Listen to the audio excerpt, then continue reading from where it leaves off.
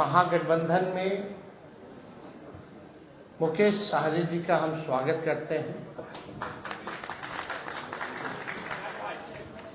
इन्होंने काफ़ी परिश्रम किया, काफ़ी मेहनत की, अति पिछड़ा समाज को जोड़ने में, उनकी समस्याओं को उठाया, उनके अधिकार के लिए इन्होंने संघर्ष किया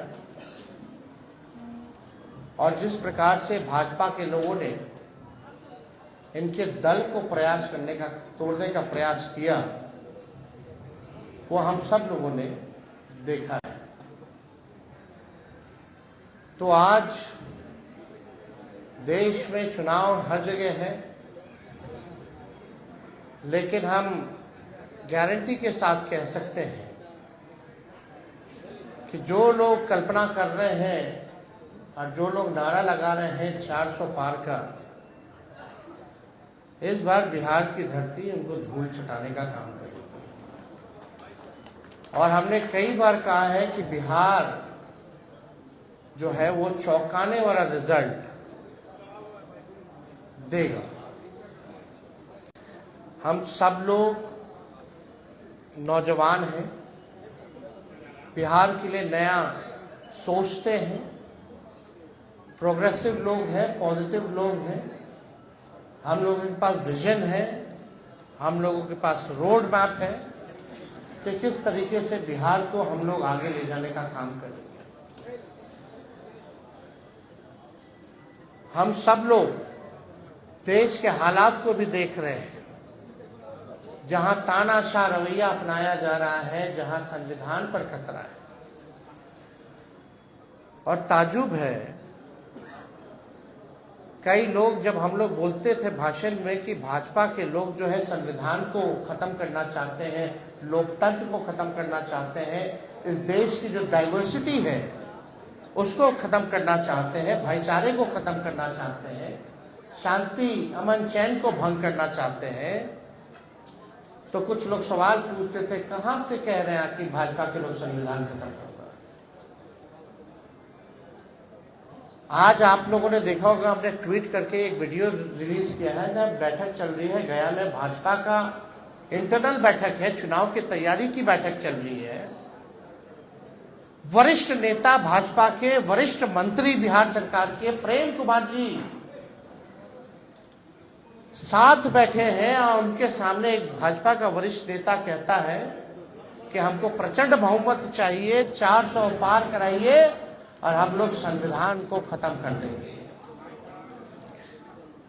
हम लोग ये बताना चाहते हैं कि किसी माई के लाल में दम नहीं जो हमारे देश का संविधान को बदल सके, लोकतंत्र को छीन सके, और जो असली चेहरा जो बीजेपी का है वो सबके सामने वो उजागर हो चुका है। जो असली चेहरा जो है बंद है, वो उजागर हो चुका है भाजपा का। यानी जो बात हम लोग कहते थे कि संविधान और लोकतंत्र पे खतरा है, आज भाजपा के लोग ही जो है भाषण कर रहे हैं, खुल करके बोल रहे हैं कि संविधान को खत्म करना है। ये बाबा साहब अम्बेडकर का लिखा संविधान जो देश को जोड़ने का काम करता है, जहां सामाजिक न्याय के साथ साथ सबका सम्मान है, सबका अधिकार दिया गया है। और जब संविधान खत्म हो जाएगा तो लोकतंत्र खत्म होगा, तो लोकतंत्र खत्म होगा तो वोटिंग खत्म हो जाएगी। जो आप वोट करना चाहते हैं, अब आज चुनते हैं सरकार को, इनका असली एजेंडा है कि उस हिसाब से खत्म हो जाए और एक तानाशाही पूरे देश में जो है वो लागू हो जाए। और कोई पहली बार भाजपा के नेता ने नहीं बोला, दक्षिण भारत में भी भाजपा के लोगों ने बोला, राजस्थान में भी भाजपा के नेता ने बोला, और लगातार ये बिहार में हो रहा है। जब लोग जागरूक हो गए, जब अधिकार के लिए लड़ने लगे, जब दलितों की पार्टियां बनने लगी, जब अति पिछड़ों का पार्टियां बनने लगा, पिछड़ों की पार्टियां बनने लग गई तो बीजेपी को डर हो गया, इसलिए चाहते हैं कि संविधान को खत्म कर दिया जाए। तो आज बेहद खुशी है कि मुकेश साहनी जी ने आज महागठबंधन जो है उसमें शामिल हुए हैं और हम सब लोग, पूरा राष्ट्रीय जनता दल परिवार, सभी हमारे महागठबंधन के सभी साथी, इनका हम लोग स्वागत करते हैं। और आप लोग सब लोग जान रहे हैं कि आज शामिल हो रहे हैं ये, लेकिन इससे पहले महागठबंधन में हम लोगों ने सीटों का ऐलान कर दिया है। सीटें बता दी गई हैं, कौन सा सीट कांग्रेस के खाते में गया और कौन सी सीटें जो है लेफ्ट पार्टियों के खाते में गई, और कौन कौन लोग कितने कितने सीटों पर लड़ेगा। तो आज मुकेश साहनी जी ने एक महत्वपूर्ण निर्णय लिया है बिहार के हित के लिए, संविधान और लोकतंत्र आरक्षण को बचाने के लिए। तो हम लोग इनका स्वागत करते हैं और साथ ही साथ हमारी भी जिम्मेवारी बनती है कि इनको साथ लेकर के हम चलने का काम करें और इनको भी सम्मान दें। तो उसी तर्ज पर जैसा आप लोगों के जानकारी में है, जैसा महागठबंधन ने ऐलान किया था इसी जगह पे कि 26 सीटें जो हैं राष्ट्रीय जनता दल चुनाव लड़ेगी। तो हम राष्ट्रीय जनता दल अपने कोटे में से उस 26 सीटों में से हम 3 सीट जो है मुकेश साहनी जी को, हमारे पार्टी का निर्णय हुआ कि 3 सीटें जो है वो मुकेश साहनी जी को दी जाए। राष्ट्रीय अध्यक्ष जी का भी निर्णय है और वो 3 सीटें, पहला गोपालगंज है, दूसरा झंझारपुर है और तीसरा जो है मोतिहारी सीट जो है। ये फैसला हुआ है कि ये 3 सीटों पर मुकेश साहनी जी की पार्टी चुनाव लड़े। भले ही अलग पार्टी हो, लेकिन हम सब लोग मिलकर के साथ चुनाव लड़ रहे हैं। यानी चाहे इनके सिंबल पे जो कैंडिडेट हो, हमारी वो लड़ाई है, चाहे लालटेन पे कोई लड़ रहा हो, ये इनकी लड़ाई है। और ये एक मजबूत गठबंधन आगे बिहार के भविष्य को देखते हुए केवल लोकसभा ही चुनाव नहीं, बल्कि आने वाला जो विधानसभा चुनाव होगा, क्योंकि समय तो ज्यादा नहीं रह गया है और आप लोग सब लोग जान रहे हैं कि नीतीश जी का तो जब मन है कभी भी खड़ा ले, कभी भी हो सकता है। तो हमारा जो गठबंधन केवल लोकसभा के साथ साथ हमारा गठबंधन बिहार के विधानसभा के लिए भी है और हम लोग मजबूती के साथ बिहार विधानसभा का भी चुनाव लड़ेंगे। और समय भी जो सम्मान की बात लगातार मुकेश साहनी जी करते रहे हैं, तो जिस प्रकार से राष्ट्रीय जनता दल ने, महागठबंधन ने इनका सम्मान दिया है लोकसभा के चुनाव में, विधानसभा के चुनाव में भी हम लोग इनको सम्मान देने का काम करेंगे। और ज्यादा कुछ हम नहीं कहेंगे। अब हम चाहेंगे कि मुकेश साहनी जी जो है आप लोगों के समक्ष अपनी बातों को रखेंगे और ये जब बात रख लें तो जो आप लोगों का सवाल होगा शांति पूर्वक आप लोग पूछ सकते हैं।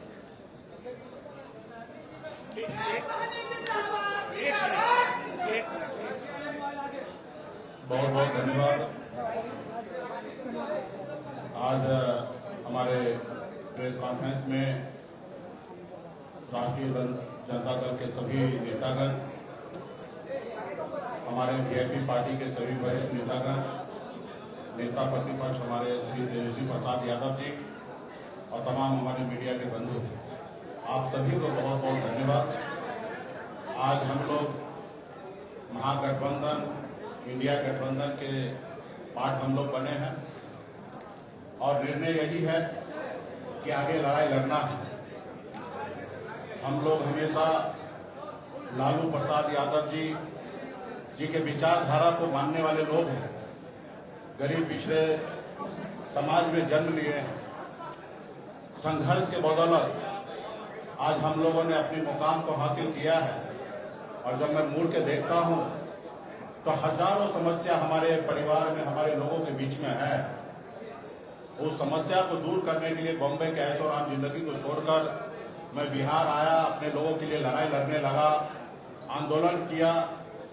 आंदोलन से हमने एक पॉलिटिकल पार्टी बनाया और आपने देखा कि किस तरीके से हमने संघर्ष करने वाले लोग, हम अपने सर उठा के जीने का हमने निर्णय लिया था। और आपने देखा कि भाजपा ने किस तरीके से हमारे विधायक को खरीद लिया, हमारी पार्टी को तोड़ दिया, हमारे सहयोग से बिहार में सरकार बनाई, उस सरकार से हमें बाहर कर दिया। और अब पिछले 2 सालों से संघर्ष में कर रहा हूं, गांव-गांव में घूमकर अपने लोगों को जागरूक कर रहा हूं कि अपने अधिकार के लिए लड़ाई लड़िए। हमारी लड़ाई है कि जब देश एक है, संविधान एक है, देश के प्रधानमंत्री एक है, तो हमारे साथ अन्याय क्यों? जब बंगाल में निषाद समाज के सभी उपजाति, चाहे बिंद हो, बेलदार हो, नुनिया हो, मलाह हो, चाहे हो तियर हो, बनपर हो, गोरी हो, तमाम निषाद के सभी उपजाति को आरक्षण एससी का मिल रहा है। आप दिल्ली चले जाइए, वहां पे निषाद समाज के सभी उपजाति को आरक्षण मिल रहा है और बिहार या उत्तर प्रदेश, झारखंड में नहीं मिल रहा है। कई बार भारतीय जनता पार्टी के शीर्ष नेतृत्व ने कई बार उन्होंने वादा किया कि हमारी सरकार बनेगी, हमारे साथ दीजिए, हम आपको आरक्षण देंगे। और कई बार हम लोगों ने उनको मदद किया, लेकिन जब उनकी मजबूरी होता है तो हर तरह की बातें करते हैं और जब उनकी समस्या दूर हो जाता है तो भूल जाते हैं कि मल्ला का बेटा का भी कोई समस्या है, उसको दूर करेंगे। इसलिए हम लोग लड़ाई लड़ रहे हैं। पूरे यूपी, बिहार, झारखंड में अपने लोगों को जागरूक किए। हर लोगों ने हाथ में गंगा जल लेकर संकल्प लिया कि हम अपने आने वाला पीढ़ी के लिए, अपने बच्चे के भविष्य के लिए संघर्ष करेंगे। जैसे हमारे पूर्वज ने कभी इस देश को आजादी दिलाने के लिए संघर्ष किया, उसी तरीके से संघर्ष करेंगे। और आज हम भी उसी रास्ते पे चल रहे हैं। हमने बिहार में तमाम, हमारे कर्पूरी ठाकुर जी हो, हमारे लालू प्रसाद यादव जी हो, स्वर्गीय श्री पासवान जी हो, हमने सबको देखा। अपने लोगों के लिए, अपने हक अधिकार के लिए उन्होंने संघर्ष किया और मैं भी वही रास्ते पे चलने के लिए आज हम इंडिया गठबंधन में आए हैं। और निश्चित तौर पे 2024 का जो चुनाव होगा उसमें आप सभी को, देश के सभी लोगों को ने, बिहार का जो रिजल्ट आएगा उसमें चौंकाने वाला रिजल्ट होगा और मजबूती से हम लोग लड़ेंगे। 40 से 40 लोकसभा सीट पर हम लोग काम करेंगे और 40 से 40 जीतने का हम लोग काम करेंगे, ताकि देश में जो आज खास करके मोदी जी ने हर साल में 2 करोड़ लोगों को रोजगार देने का जो निर्णय लिया था, आज कहीं ना कहीं 2 लाख भी नौकरी उन्होंने देने का काम नहीं किया। आज हमारे लोग पढ़ लिख कर घूम रहे हैं, उनको नौकरी नहीं मिल रहा है। और खास करके ये कौन लोग हैं? ये SC, ST, OBC के लोग, अति पिछड़ा समाज के लोग हैं। आज हमारे बच्चे बीमार पड़ते हैं तो उसके घर में, परिवार के पास पैसा नहीं होता है तो उसको सही हॉस्पिटल में जाके इलाज कराए। आज हमारे लोग इलाज के अभाव में बच्चे को दम तोड़ते हुए देख लेता है और उसके बच्चे के लिए कुछ नहीं कर पाता है। आज यही सोच समझ को लेकर अपने समाज के हक अधिकार के लिए लड़ाई लड़ने के लिए बिहार हमारा आगे बढ़े, बिहार के लोग आगे बढ़े, और इसके लिए हम लोग आज गठबंधन में आए हैं। और निश्चित तौर पे 2000 अगला जो चुनाव होगा, चुनाव कब होगा ये तो नहीं पता, अगर समय से हुआ तो 2025 में होगा, लेकिन मुझे लगता है कि 2024 चुनाव खत्म होते हुए ही बिहार में सरकार में परिवर्तन होगा और हम लोग उसके लिए भी तैयार हैं और अगली सरकार हम लोग बनाएंगे। इसलिए साथियों, मजबूती से हम लोग हक अधिकार के लिए लड़ाई लड़ रहे हैं। इंडिया गठबंधन महागठबंधन के परिवार को मैं धन्यवाद देता हूं कि आपने इससे पहले भी जब हमने पार्टी बनाया तभी भी आपने हमें साथ दिया। उस समय में हमने 3 लोकसभा सीट पे चुनाव लड़ा और आज भी आपने हमें साथ दिया। अपने गठबंधन में आपने जगह दिया। 3 लोकसभा सीट पर वीआईपी पार्टी लड़ेंगे और 3 ही नहीं 40 सीट हम मानते हैं कि हम लोग मजबूती से लड़ेंगे। तो तमाम हमारे महागठबंधन इंडिया गठबंधन के तमाम साथी को धन्यवाद देता हूं कि इस गठबंधन में हम लोग आए और आगे सामाजिक न्याय के लिए लड़ाई हम लोग लड़ते रहेंगे। एक सेकंड एक सबके सवाल लूंगा, एक एक करके बताइए। आप बताइए। आप